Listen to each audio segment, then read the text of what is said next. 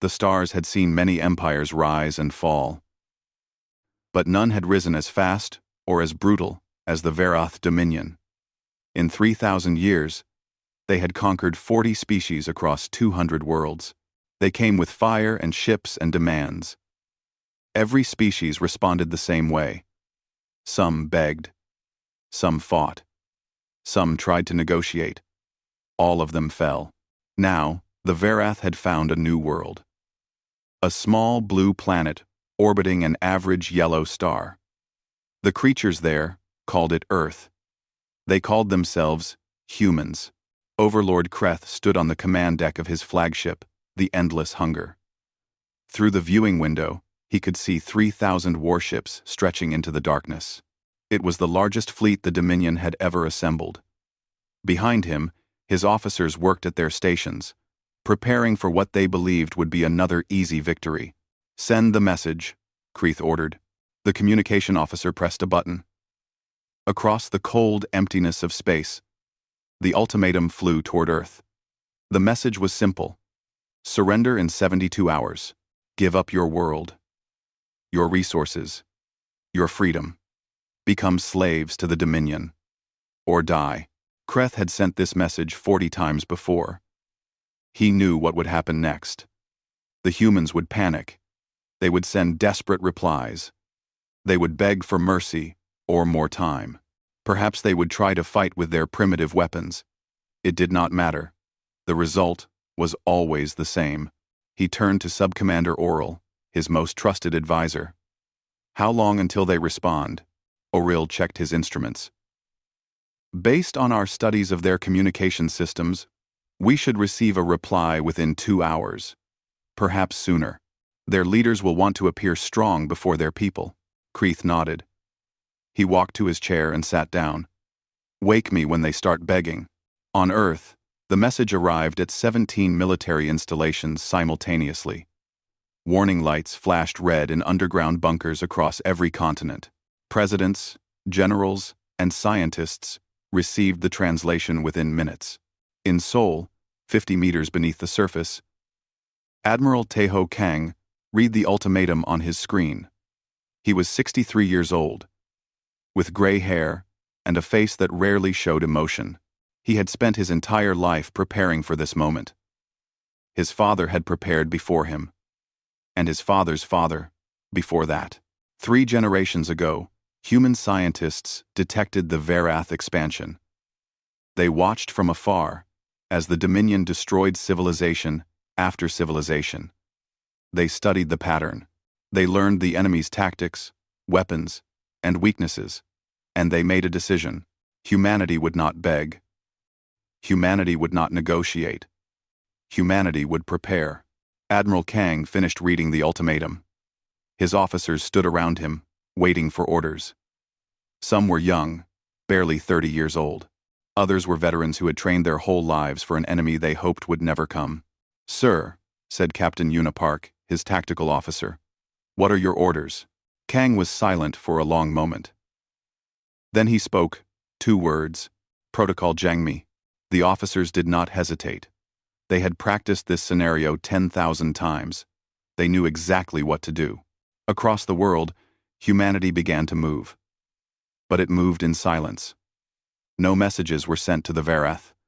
No broadcasts went out to the public. Cities slowly went dark, as power was redirected to hidden systems. Satellites shifted position by tiny amounts. Ships that existed on no official record began traveling along paths that had been planned decades ago. In her laboratory beneath the mountains of Gangwon Province, Dr. Hana Cho watched data flow across her screens. She was 45 years old, thin, with tired eyes that held a sharp intelligence. She had spent 20 years building weapons the Varath could not imagine. "It's time," she said to her team. "Wake up the Dokdo array." Far out in space, scattered across the solar system, thousands of objects began to activate. They looked like debris, rocks, junk, old satellites. But inside each piece of garbage was a weapon, small, silent, deadly. Back on the Varath flagship, hours passed. Overlord Kreth woke from his rest and returned to the command deck.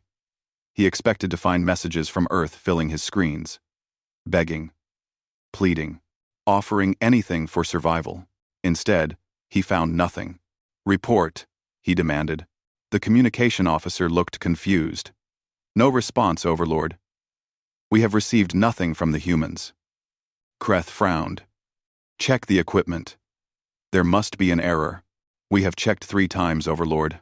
The equipment is functioning perfectly." Subcommander Oral stepped forward. His face showed concern. "This is unusual. In all our conquests, no species has ever remained silent. Even the weakest civilizations sent something. A curse. A prayer. A cry for help." Kreth waved his hand dismissively. "They are paralyzed with fear. Their primitive minds cannot process what is happening. They are probably hiding in caves, waiting to die. Perhaps," Oral said slowly, "or perhaps they are doing something else. What else could they do? Our scans show no significant military presence. They have no fleet. Their orbital defenses are laughable. They are nothing." Oril did not argue. But something cold settled in his stomach. In his long career, he had learned to trust patterns. And this silence did not fit any pattern he knew. Aboard the stealth carrier, Guangeto, hidden in the asteroid belt between Mars and Jupiter, Captain Yuna Park addressed her crew. The ship was one of 300 vessels that did not officially exist. They had been built in secret, piece by piece, over 20 years. Their hulls absorbed sensor waves. Their engines produced no heat signature. To Verath instruments, they were invisible. "The enemy thinks we are afraid," Yuna said, her voice calm and steady. "They think our silence means weakness. They are wrong. Our silence means we are ready. When the order comes, we will show them what humanity can do. Until then, we wait, we watch, and we let them believe they have already won." Lieutenant Minho Bake sat at his communication station, listening to Verath transmissions. He heard them laughing about the quiet humans. He heard them joking about easy victory and quick conquest. He smiled to himself. They had no idea. None at all. The clock continued to count down. 72 hours.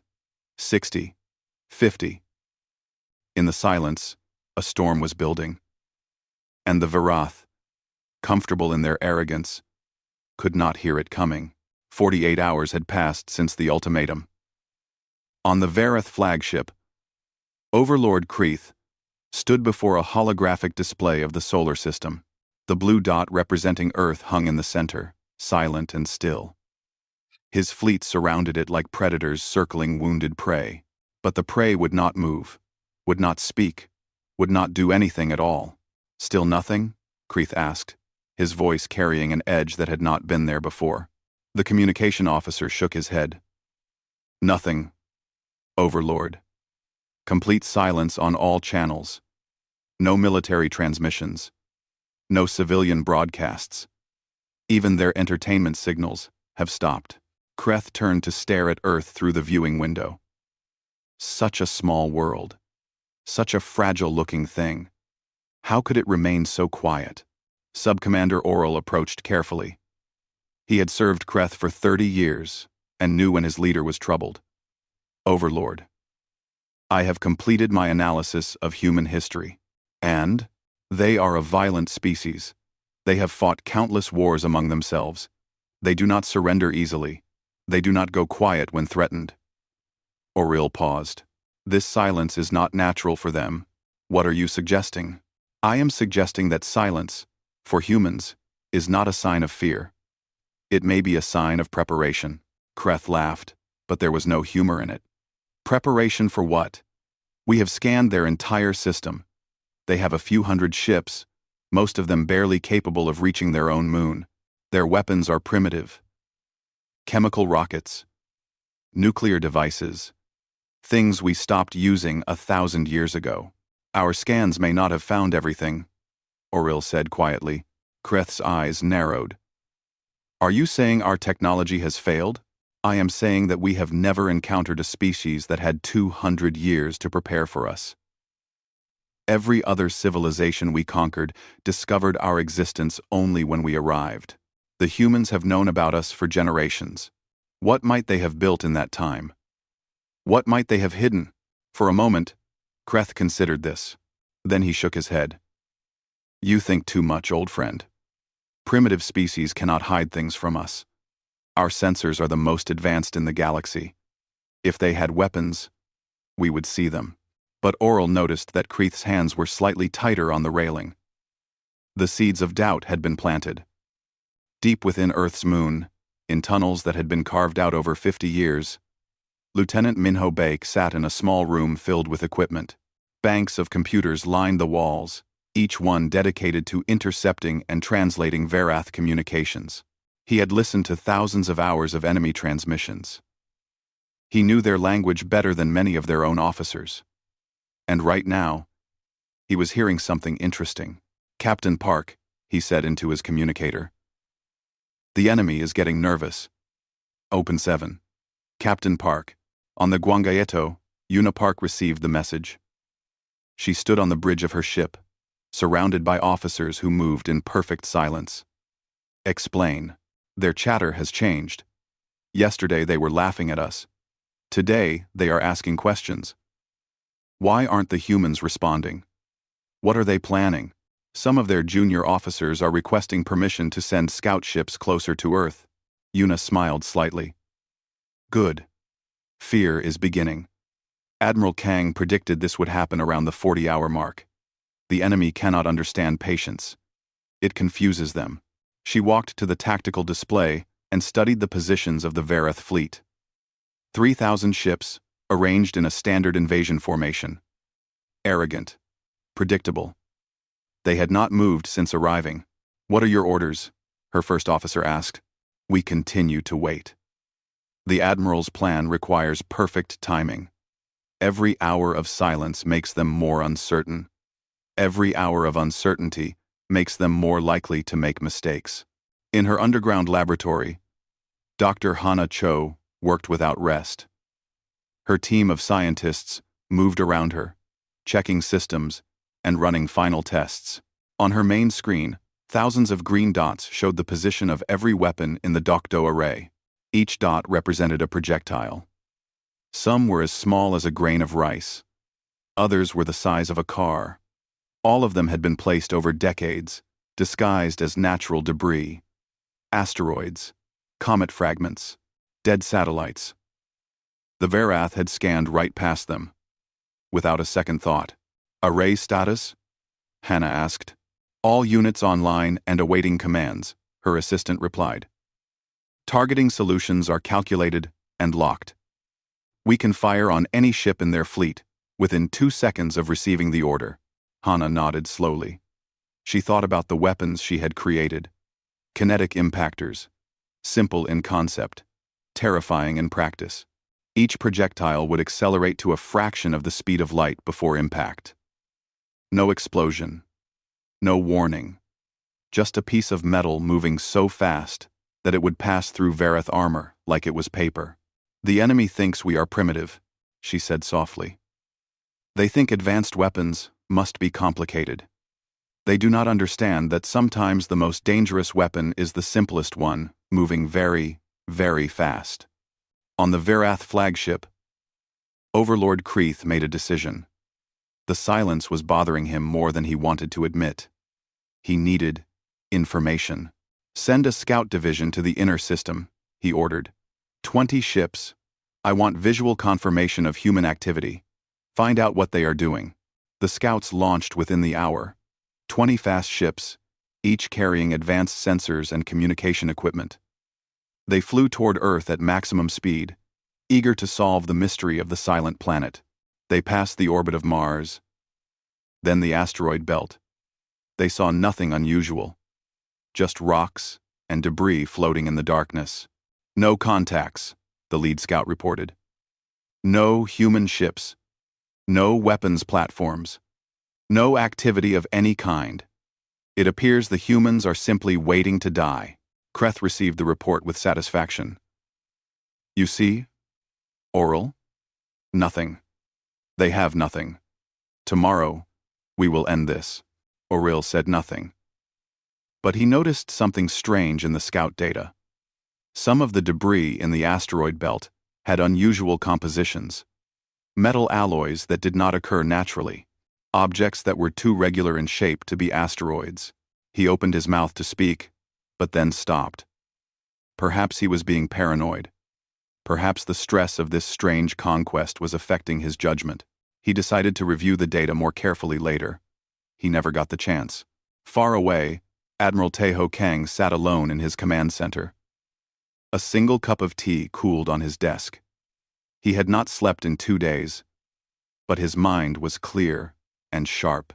On his screen, he watched the Vareth scout ships fly back to their fleet. They had passed within 100 kilometers of 37 hidden weapon platforms. They had not detected a single one. They see only what they expect to see, Kang murmured to himself. They expect us to be weak, so they see weakness. They expect us to be primitive, so they see primitive technology. They cannot imagine that we have been preparing for this moment for 200 years. He picked up his tea and took a small sip. It was cold now, but he did not mind. 12 hours, he said to the empty room. 12 more hours of silence. Then, they will understand. Then the whole galaxy will understand. Outside, the stars continued their ancient dance. The Vareth fleet waited, confident and proud. And humanity, silent as death, prepared to teach the universe a lesson it would never forget. 12 hours remained on the ultimatum when Overlord Kreth lost his patience. He had waited long enough. The humans had not surrendered. They had not begged. They had not even acknowledged the existence of the fleet hanging over their world. It was time to teach them respect. Order the vanguard to advance, Kreth commanded. 500 ships. Take them past Mars and hold position. Let the humans see our strength. Perhaps that will finally make them talk. The order went out. 500 warships broke formation and accelerated toward the inner solar system. Each one was a kilometer long, carrying enough weapons to level a continent. Together, they represented more firepower than humanity had produced in its entire history. Or so the Varath believed. On the bridge of the lead ship, Commander Torak watched the stars slide past. He had conquered 12 worlds in his career. This would be his 13th. A lucky number among his people. Distance to Mars' orbit? He asked. 2 hours at current speed. His navigator replied. Torak settled back in his chair. 2 hours. Then, they would show these primitive humans what real power looked like. He never made it. In her underground lab, Dr. Hana Cho watched the Vareth vanguard on her display. 500 red dots moving steadily through space. She tracked their path, calculating angles and timing. They have entered the engagement zone, her assistant said. Hana took a slow breath. She had spent 20 years building the Docto array. 20 years of secret work, hidden budgets, and sleepless nights. She had created the most deadly weapon system in human history, and she had hoped she would never have to use it. But hope was a luxury she could no longer afford. Fire, she said quietly. Across the solar system, hidden among the rocks and debris of the asteroid belt, 3,000 projectiles launched simultaneously. They were small. Most of them no larger than a fist. But they accelerated at speeds that defied imagination. Within seconds, they were moving at 10% of the speed of light. No engine could achieve such velocity. The Docto array used a different method. Gravity catapults. Magnetic accelerators built into asteroids. Technology that the Vareth had never imagined because it required patience. Decades of patience. The kind of patience that only humans possessed. The projectiles crossed the distance to the Varath vanguard in less than a minute. They arrived without warning, without sound, without mercy. Commander Torak was looking at a tactical display when his ship ceased to exist. The projectile that killed him was the size of a baseball. It struck the center of his vessel at 30,000 kilometers per second. The kinetic energy released was equivalent to a nuclear weapon. The ship did not explode so much as it evaporated. 93 ships died in the first 11 seconds. Their crews had no time to scream. Their sensors had no time to detect the incoming fire. One moment, they were alive. The next moment, they were expanding clouds of superheated gas and metal fragments. On the Verath flagship, alarms screamed. Officers shouted over each other, trying to understand what was happening. "Report," Kreith bellowed. "What is happening to my ships?" Subcommander Oral stared at his display in disbelief. "We are losing vessels, Overlord. 93 so far. The number is climbing. Under attack from what? I see no enemy ships. I see no weapons fire. I do not know. Our sensors detect nothing. The ships simply vanish." Kreth gripped the railing so hard his hands turned pale. This was impossible. The Verath had the most advanced sensors in the galaxy. Nothing could approach their ships undetected. Nothing. Another wave of projectiles arrived. Another 200 ships died. The survivors tried to retreat, but they did not know which direction safety lay. They scattered in panic, their formation collapsing. On the Guangayeto, Captain Yuna Park watched the destruction with grim satisfaction. The enemy was dying, and they did not understand why. They fired their weapons at empty space. They searched desperately for attackers that did not exist. "Beautiful," Lieutenant Minhobake said softly. He was monitoring Verath communications, listening to their confusion and terror. Yuna nodded. "When you cannot see your enemy, you cannot fight your enemy. The Docto array attacks from everywhere and nowhere. By the time they understand what is happening, they will already be dead." In Seoul, Admiral Taeho Kang watched the battle data flow across his screens. The first phase was complete.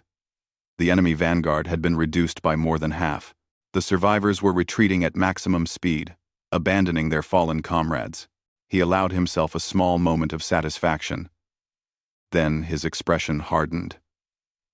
This was only the beginning. The main fleet still numbered over 2,500 ships. They had lost 300 vessels, but they could still destroy Earth 10 times over. Phase 2, he ordered. "Begin repositioning the Hwarang fleet. We attack in 6 hours." The order spread across human space. Hidden ships began to move from their concealed positions. For decades, they had waited in the shadows. Now, finally, they would emerge. On the Verath flagship, Overlord Kreth stood in silence as reports of the disaster continued to arrive. 297 ships destroyed. No enemy casualties. No enemy even sighted. "How is this possible?" he whispered. "They are primitives. They have no technology." Sub-Commander Oral stood beside him. For once, he took no satisfaction in being right. "We underestimated them, Overlord. We assumed that because we could not see their weapons, they had none. We were wrong." Kreith turned to face him. For the first time, Oril saw something he had never seen in his commander's eyes. Fear. "What do we do?" Kreth asked. Oril thought for a long moment. "We have 2 options.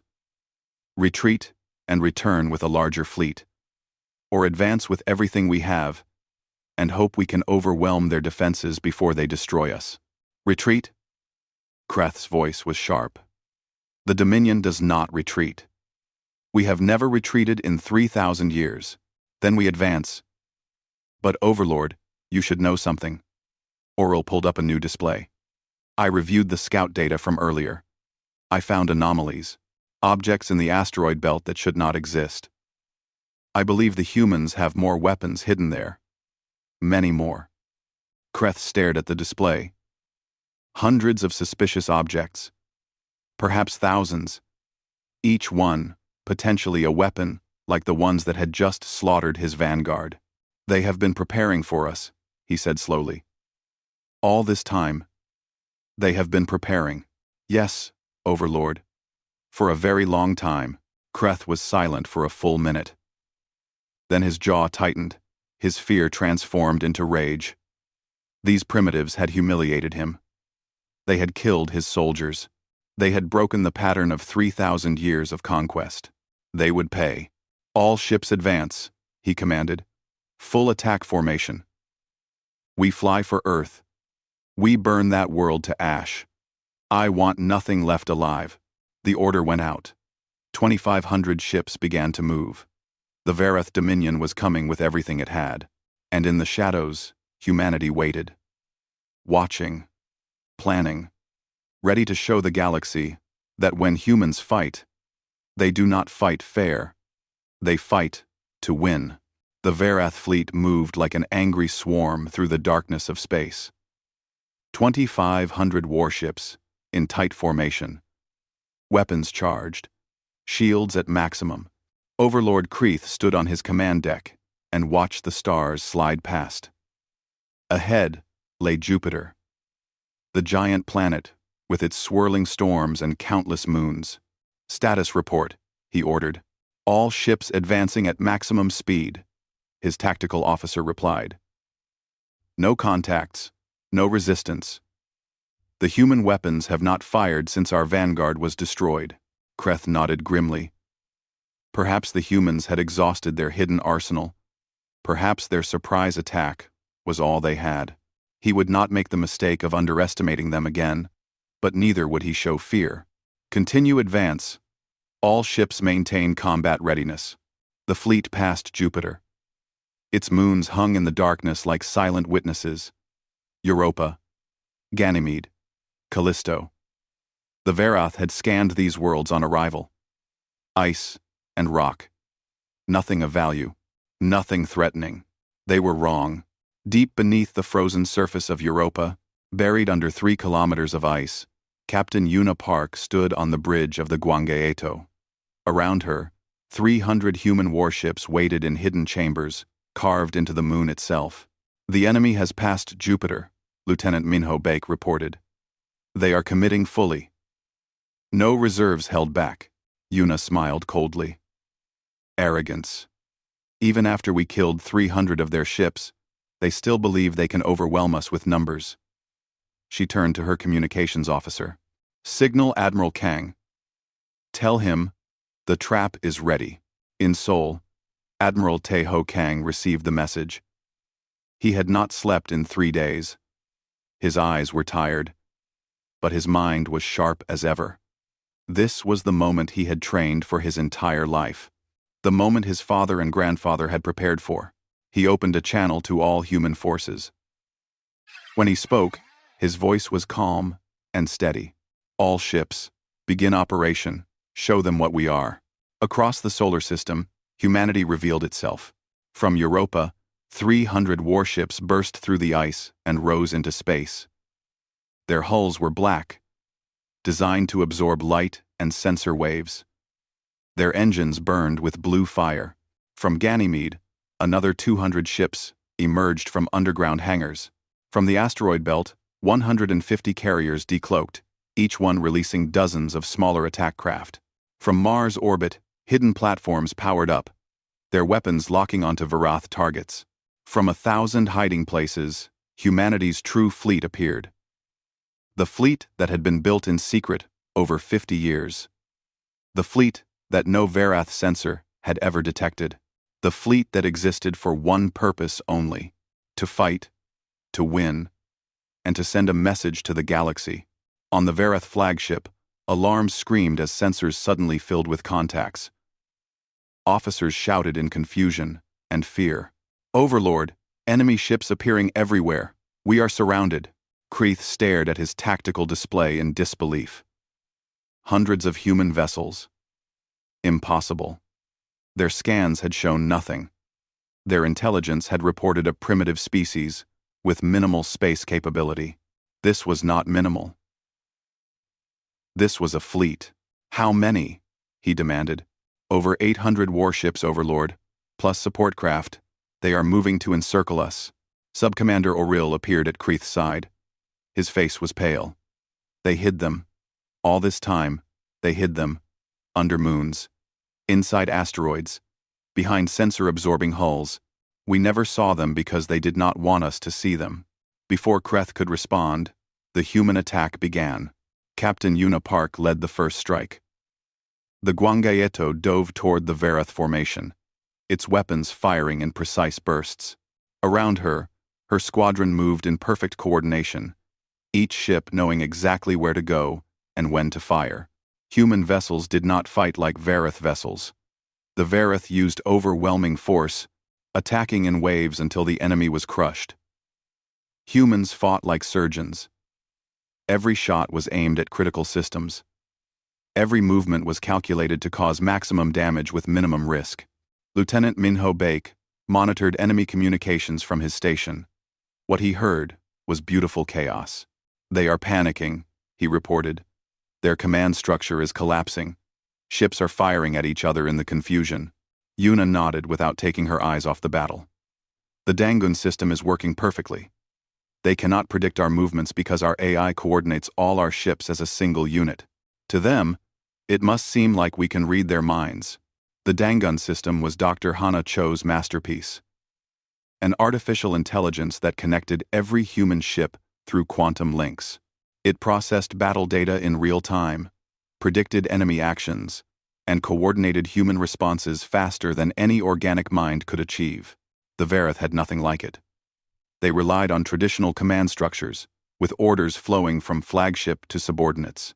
When human ships destroyed their communication relays, entire sections of their fleet went blind.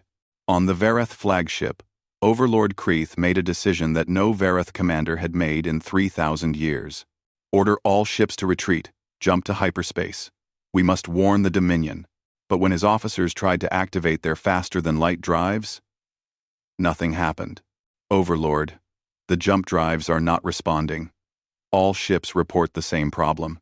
Something is blocking our hyperspace access." Kreth felt cold terror grip his hearts. He turned to Auril. "What is happening?" Auril was working furiously at a console. "Some kind of field. The humans are generating a disruption wave that prevents hyperspace travel. We are trapped in this system." Dr. Hana Cho had designed the disruption field as well.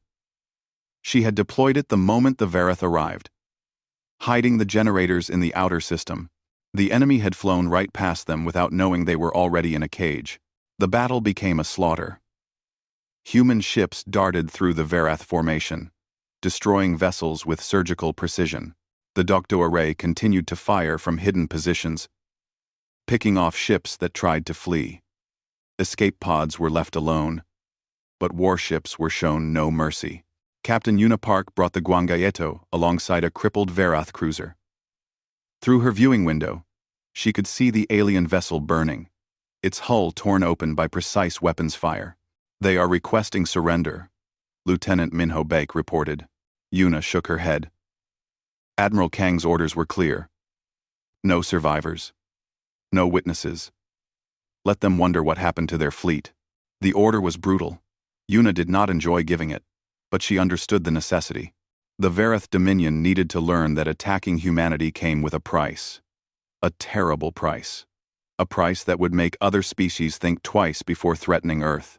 On the Verath flagship, Overlord Kreth watched his empire's greatest fleet die around him.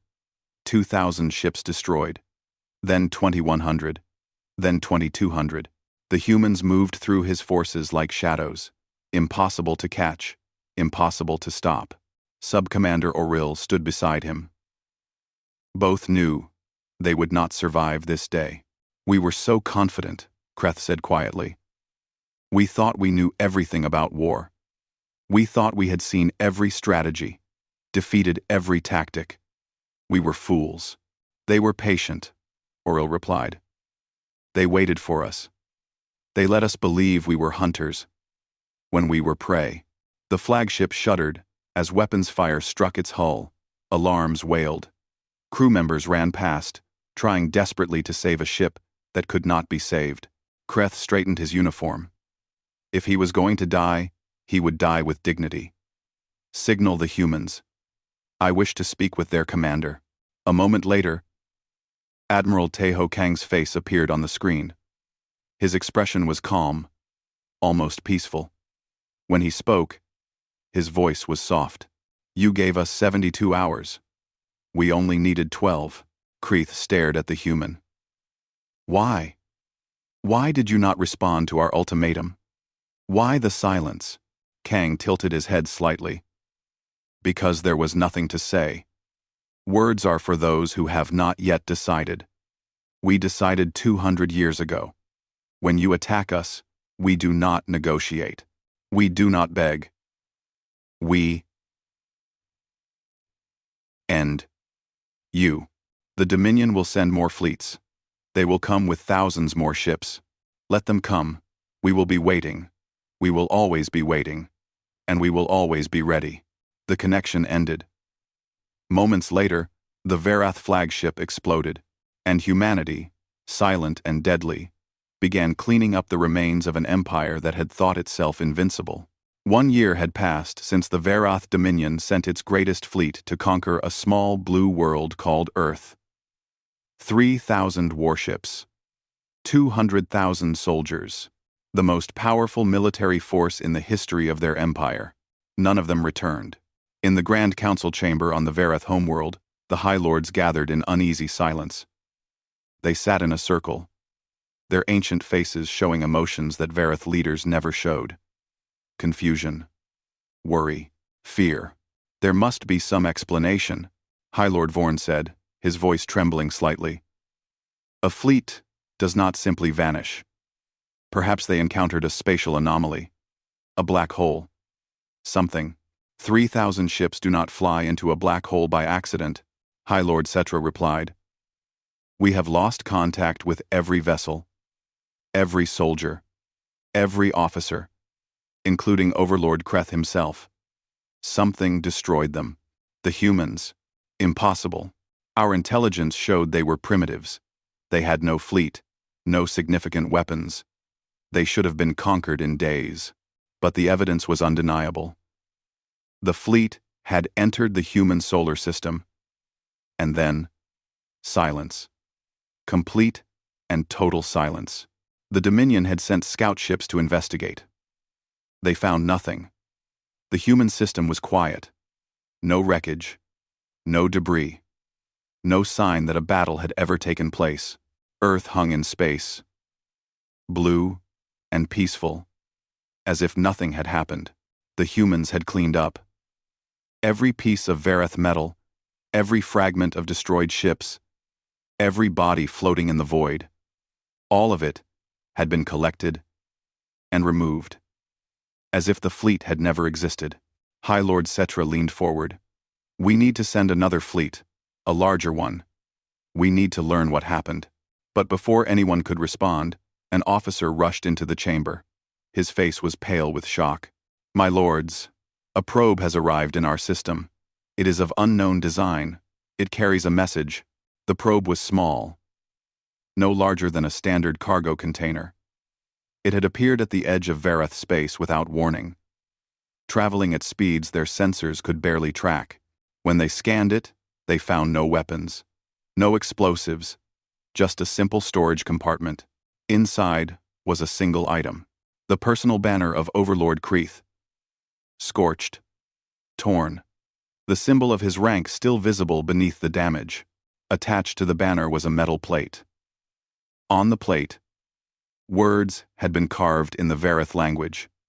Just 2 words. We remember. The High Lord stared at the message in silence. The meaning was clear. The humans had not just defeated the fleet. They had destroyed it so completely that nothing remained.